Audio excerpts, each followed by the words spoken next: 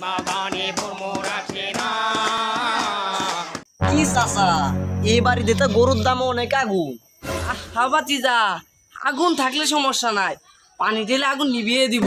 বলো কি চাচা, গরুর দাম আগুন তো পানি ঢেলে নিভাবে কেমনে?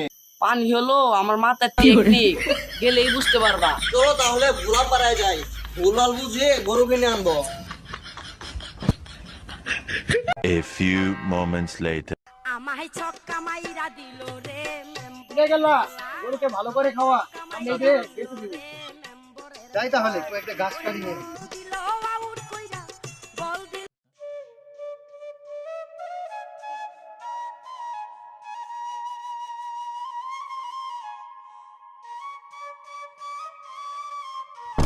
শুনলাম আবুল ভাইয়ের একটা গরু আছে, চলো সেখানে যাই। আবুল ভাই বাড়িতে আছেন নাকি? আবু তো বাড়িতে নাই, আবু ঘাস আনতে গেছে। বাহ, গরুগুলা তো ভালোই, তা কত হলে বিক্রি করবেন? না আপনারাই বলেন দাম কত হবে? যাক, আজকে তাহলে একটা বুকা পাইছি, মাথার টেকনিকটা কাজে লাগাই লাগবো। তবা জান কত হইলে বেসা তুমি কো? আব্বু তো বলছিল 2 লাখের একটা কম হলো বিক্রি করবে না। তোরবা জান 2 লাখ দেন। ভাবছিলাম তো বাপের ছেলে বুকা, এন তো দি ছেলে বেশি আর চালাক। আরে বাজান, গরমে গরুর দাম অনেক কমে গেছে, বাজারে তো গরু টানে না।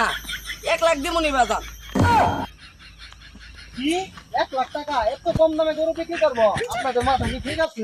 আরে আবুল ভাই, গরুর বাজার অনেক কম, গরুর সংখ্যা অনেক বেশি, যা দাম তাই তো বললাম। টাকারও দরকার, এদের কেনাকাটা করতে হবে। কি যে করি এখন, গরুর অনেক দাম।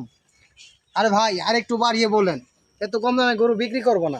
আচ্ছা, যেহেতু এত করে বলতেছেন, আর 10,000 টাকা বাড়িয়ে দেবো। বাজার যেহেতু কম, তো আপনাদের তো করা কিছু নাই। ঠিক আছে, টাকা দেন। টাকা তো এখন নিয়ে আসি নাই, আপনি বিকালে বাজারে দেন, আপনার টাকা আপনাকে দিয়ে দেবো। চাচা তুমি তো সেই খেলা দেখাইলা, আসলে তুমি একজন খাদ ডালা। তো বাতিটা দেখলাম আমার মাথার টেকনিক, কিভাবে পানি দিলে আগুন নিবে দিলাম। 2 লাখ টাকার করে 1 লাখ টাকা দিয়ে কিনে নিলাম।